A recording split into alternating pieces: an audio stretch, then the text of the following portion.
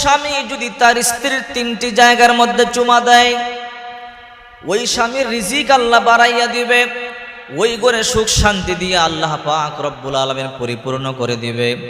ওই ঘরে বৃষ্টি যেমনি বর্ষিত হয়, আল্লাহ পাক রব্বুল আলামিন ওই ঘরে তেমন ভাবে রহমত বৃষ্টির মতো নাজিল করবে। এই জন্য স্ত্রীর 3টি জায়গার মধ্যে চুম্বন করবেন। কোন কোন জায়গায় আমি অবশ্যই আপনাদেরকে বলে দেব। বিশ্বনবী মুহাম্মদুর রাসূলুল্লাহ সাল্লাল্লাহু আলাইহি ওয়াসাল্লাম বলেন, আদ-দুনিয়া কুল্লুহা মাতা ওয়া খায়রুল মাতা'id দুনিয়া ইমরাতুস সালিহা। গোটা পৃথিবীটাই হলো আল্লাহ তাআলার নিয়ামত, আর এর মধ্যে সবচেয়ে শ্রেষ্ঠ নিয়ামত হলো একটা নেককার স্ত্রী। বিশ্বনবী মুহাম্মদুর রাসূলুল্লাহ সাল্লাল্লাহু আলাইহি ওয়াসাল্লাম বলেন, যে ঘরে একটা নেককার স্ত্রী আছে ওই ঘরটা জান্নাতের বাগান হয়ে যায়, আর যে ঘরে একটা বদকার স্ত্রী আছে ওই ঘরটা জাহান্নামের গর্ত হয়ে যায়।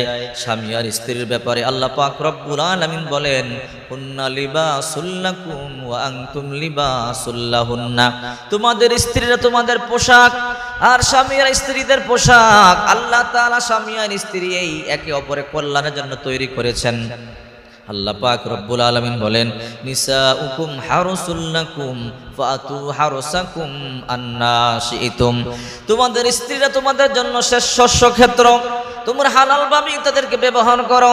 আল্লাহ পাক রব্বুল আলামিন স্বামী আর স্ত্রীর বন্ধনটাকে এমন ভাবে তৈরি করেছেন, স্বামী আর স্ত্রী তাকাইলে সওয়াব হয়, স্পর্শ করলে সওয়াব হয়, কথা বললে সওয়াব হয়, আনন্দ করলে সওয়াব হয়, মজা করলে সওয়াব হয়। স্বামী আর স্ত্রী একে অপরের দিকে তাকাইয়া থাকলে পর্যন্ত রহমত বর্ষিত হয়।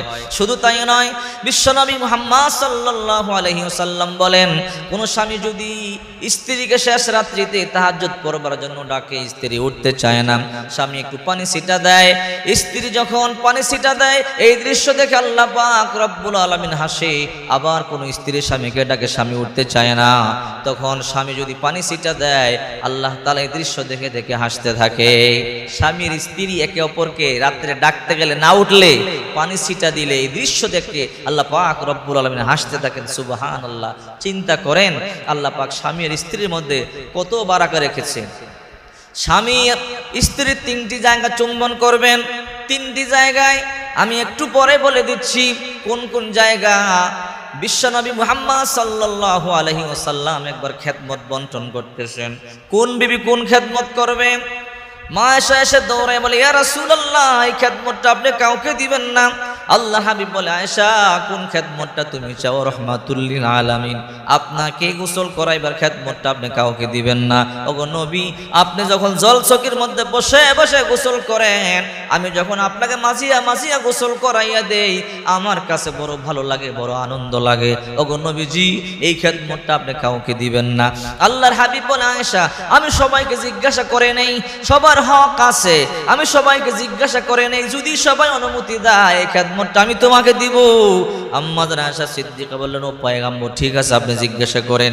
আল্লাহর হাবিব বলে, বিবিরা, আয়েশা তোমাদের মধ্যে ছোট, এই খেদমতটা আয়েশা চাইয়া নিতে চায়, এই খেদমতটা তোমরা দিবা কিনা বলো। কোন খেদমত গো আল্লাহর নবী? আল্লাহর পয়গম্বর বলে, আমাকে গোসল করাইবার খেদমতটা চাইয়া নিতে চায়, এই খেদমতটা তোমরা দিবা কিনা বলো। সমস্ত আম্মা জানগণ বললেন, ইয়া রাসূলুল্লাহ, অবশ্যই আমরা দিব। আমরা বুঝতে পেরেছি আপনি ওই খেদমতটা চান। ও রাহমাতুল লিল আলামিন, এই খেদমতটা আয়েশাই করবে। আল্লাহর হাবিব বলল, আয়েশা শোনো, এই খেদমতটা সবাই তোমাকে দিয়ে দিয়েছে, আমাকে গোসল করাইবার খেদমতটা তুমি করবা। আল্লাহর নবী গোসল করতেন, মা আয়েশা গোসল করাইয়া দিতেন। একদিন আল্লাহর নবী জলচকির মধ্যে বসে বসে গোসল করতেছেন, আম্মা জান আয়েশা পানি ডালিয়া ডালিয়া গোসল করাইয়া দেয়। আল্লাহ নবী রাহমাতুল লিল আলামিন আনন্দের সহিত গোসল করে হঠাৎ করে আল্লাহর পয়গম্বর তাকাইয়া দেখে মা আয়েশা পানি ডালে সাদা কিন্তু করাইয়া যায় লাল। আল্লাহর পয়গম্বর বলে, আয়েশা পানি ডালো সাদা করাইয়া যায় লাল, কারণটা কি বলো? মা আয়েশা কোনো কথা বলে না। আবার আল্লাহর নবী কিছুক্ষণ পর তাকাইয়া দেখে মা আয়েশা পানি ডালে সাদা কিন্তু গড়াইয়া যায় লাল। আল্লাহর পয়গম্বর দ্বিতীয়বার জিজ্ঞাসা করলো, আয়েশা বলো, পানি ডালো সাদা কিন্তু গড়াইয়া যায় লাল, কারণটা কি আমার বলো? মা আয়েশা কোনো কথা বলে না। না। আল্লাহর হাবিব বলে আয়েশা বলো পানি ডালো সাদা করাইয়া যায় লাল কারণটা কি আমারে বলো। মা আয়েশা কোনো কথা বলে না। আল্লাহর নবী কিছুক্ষণ পরে বলে আয়েশা রে বল পানি ডালো সাদা কিন্তু গড়াইয়া যায় লাল কারণটা কি আমারে বলো। মা আয়েশা মনে মনে চিন্তা করে আল্লাহর পয়গম্বর তিনবার জিজ্ঞাসা করলো, আমি বললাম না। চতুর্থবার আল্লাহর পয়গম্বর জিজ্ঞাসা করলো, যদি এইবার না বলে আল্লাহর নবী কষ্ট পাবে, আল্লাহর পয়গম্বরকে বলতেই হবে। আল্লাহর পয়গম্বর বলে আয়েশা বলো। মা আয়েশা বলে রাহমাতুল লিল আলামিন, এই যে আপনি জলচকির নিচে বসেছেন, এই জলচকির নিচে আমার একটা আঙ্গুল পড়িয়া ফাটিয়া গেছে। ওই আঙ্গুল থেকে রক্ত বের হয়ে পানির সাথে মিশিয়ে গড়াইয়া যায় ওগো নবী, এই জন্য পানিগুলো লাল হয়ে গেছে।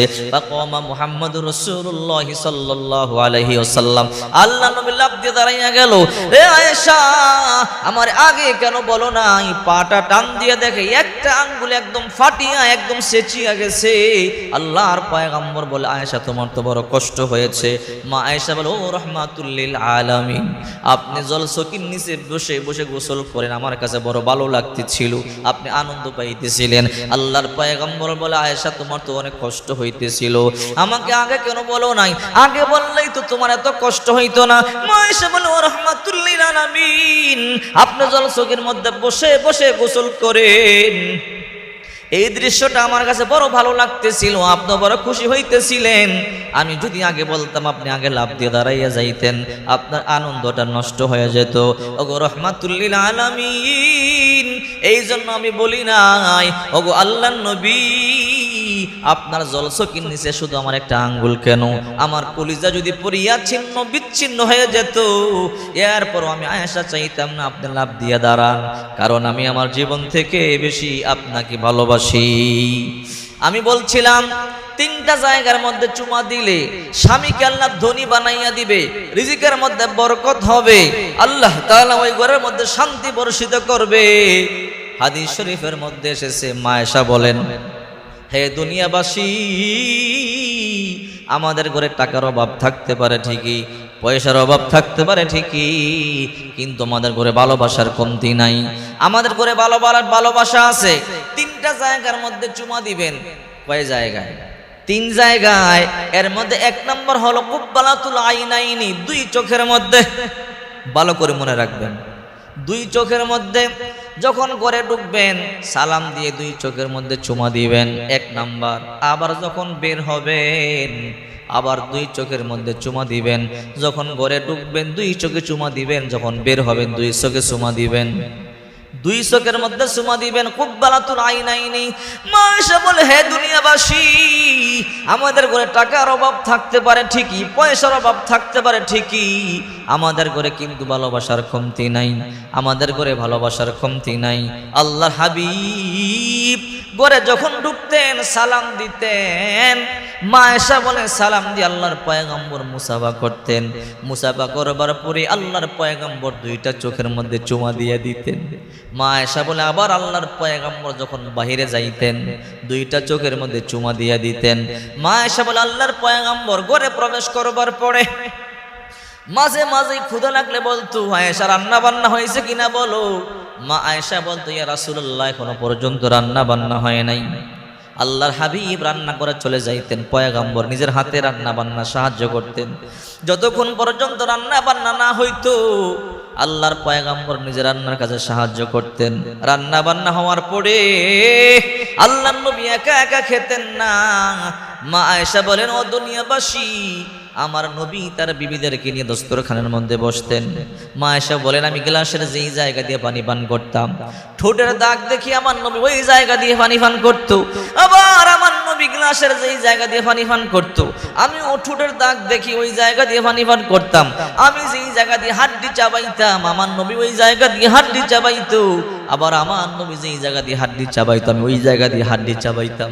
আহারে কি ভালোবাসা! আল্লাহ পাক রব্বুল আলামিন বলেন হুন্না লিবাসুল লাকুম ওয়া আনতুম লিবাসুল লাহুন্না। স্বামী আর স্ত্রী একে অপরের পোশাক।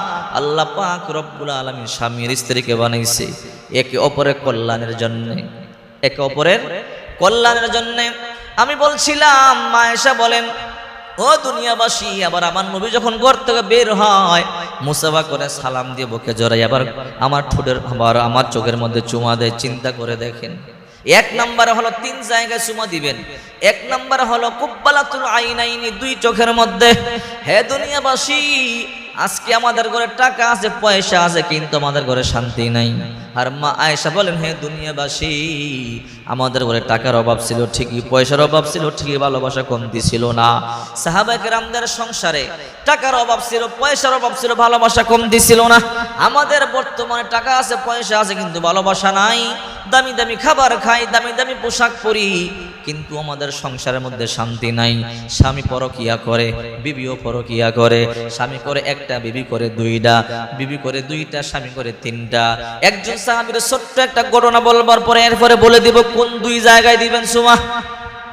এক সাহাবী বিবাহ করেছে অত্যন্ত সুন্দরী নারী, সাহাবীও ধনী মানুষ, মদিনার মধ্যে সবচেয়ে ধনীদের মধ্যে একজন, টাকার অভাব নাই, পয়সার অভাব নাই। ওই সাহাবী একজন সুন্দরী যুবতী নারীকে বিবাহ করলো। সাহাবিয়া বিবাহ করবার পরে বাড়িতে নিয়ে আসলো, সুন্দর সংসার চলতেছে। 1 বছর নয়, 2 বছর নয়, 3 বছর সংসার চললো। সুখের সংসার, টাকার অভাব নাই, পয়সার অভাব নাই, টাকা আছে, পয়সা আছে, কোনো কমতি নাই। এমনি করে 3টি বছর চলে গেল। হঠাৎ করে 3 বছর পরে একদিন গভীর রাত, স্বামী মধ্যরাত্রে বলে, বিবি আমার পানির পিপাসা লাগছে, একটু পানি আমার দিবা খিরে বিবি। বিবি ঘুম থেকে জাগলো, ঘরে তালাশ করলো, ঘরের মধ্যে কোনো পানি নাই।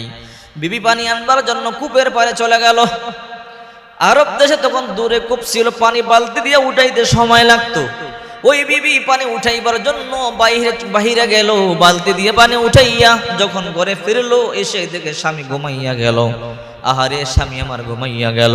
এখন স্বামীকে ডাক দিলে স্বামী বড় কষ্ট পাবে। ওই বিবি স্বামীর শিওরে বালতি পানি নিয়ে দাঁড়াইয়া রইল। স্বামী আবার ঘুম থেকে জাগবে, স্বামীকে পানি দিব। অনেক লম্বা সময় হয়ে গেল, না স্বামী ঘুম থেকে জাগে না। ফজরের আজান হয়ে গেল, কানে যখন আওয়াজ আসলো, স্বামীর ঘুম ভাঙলো। স্বামী ঘুম থেকে জাগিয়া দেখে বিবি পানির গ্লাস নিয়ে শিওরে দাঁড়ানো। কিরে বিবি, সে সন্ধ্যা রাত্রে পানি চাইলাম, দিতে পারলা না, পানি আনবার জন্য কূপের পারে গেলা। রে বিবি, পানি আনিয়া কি আর ঘুমাও নাই? বলে না, ঘুমাই নাই। কেন ঘুমাও নাই? আপনি পানি চাইলেন, এমনি দিতে পারি না, অপরাধ করেছি। ও স্বামী আমার, আবার পানি আইনা দেখি আপনি ঘুমাইয়া গেলেন। যদি আমি ঘুমাইয়া যাই, আবার কিছুক্ষণ পর আপনি জাগলেন, যদি আমাকে ডাকেন আমি সজাগ না পাই, আপনি কষ্ট পাবেন। আপনি কষ্ট পেলে আল্লাহ কষ্ট পাবে। এই জন্য আমি ভাবলাম পানি নিয়ে দাঁড়াইয়া থাকি, আপনার যতক্ষণ পর্যন্ত ঘুম না ভাঙবে আমি ঘুমাবো না। গ্লাসকে দাঁড়াইয়া রইলাম। স্বামী খুশি হইয়া বিবিরে জড়াইয়া ধরে বলে, বিবি আজকে আমি এত খুশি, যা চাইব তোমাকে তাই দিয়া দিব। বিবি কই, স্বামী সত্যি নাকি? বলে হা, যা চামু তাই দিবেন। স্বামী কই, হা যা চাইবা তাই দিমু।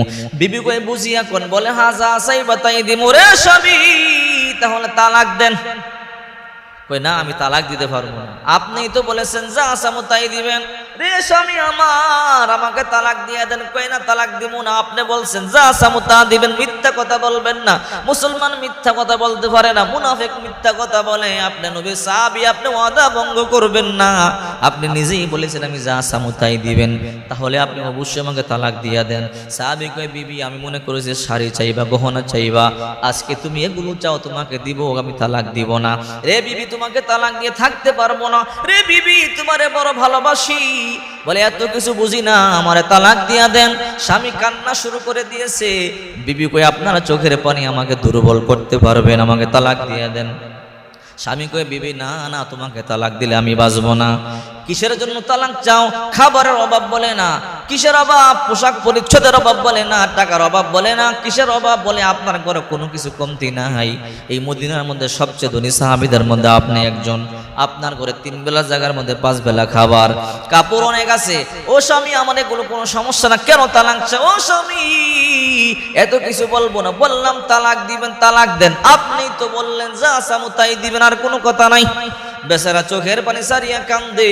বিবি কই আপনার চোখের পানি আমাকে নরম করতে পারবে না। এইবার বেচারা চিন্তা করে কি করা যায়, কি করা যায়, কোনোভাবেই তো বুঝাইতে পারতেছি না। হঠাৎ করে বলে চলো আল্লাহর নবী রহমাতুল্লিল আলামিনের কাছে যাই, আল্লাহর পয়গম্বরকে আমাদের কথাটা বলি, আল্লাহর পয়গম্বর যা রায় দিবে এই দুইজনে তা মানিয়ে নিব। এইবার মহিলা সাহাবিয়া বলতেছে নবীর কথা যেহেতু বললেন, নবী তো ইনসাফওয়ালা, নবী মিথ্যা কথা বলতে পারে না, আল্লাহর পয়গম্বরের কথা যেহেতু বললেন চলেন আল্লাহর পয়গম্বরের কাছে যাইতে আমি রাজি। দুইজন সাহাবী স্বামী আর স্ত্রী রওনা করলো। হাঁটি হাঁটি পা পা করি আল্লাহর নবীর বাড়ির দিকে রওনা। হঠাৎ করে রাস্তার মধ্যখানে সাহাবী পড়ে গেল, পাথরের সাথে লেগে পা ফাটিয়া গেল, হাড় ফেটে রক্তকরণ হয়। বিবি আসল সিরিয়া স্বামীর পাটা বাঁধিয়া দিল।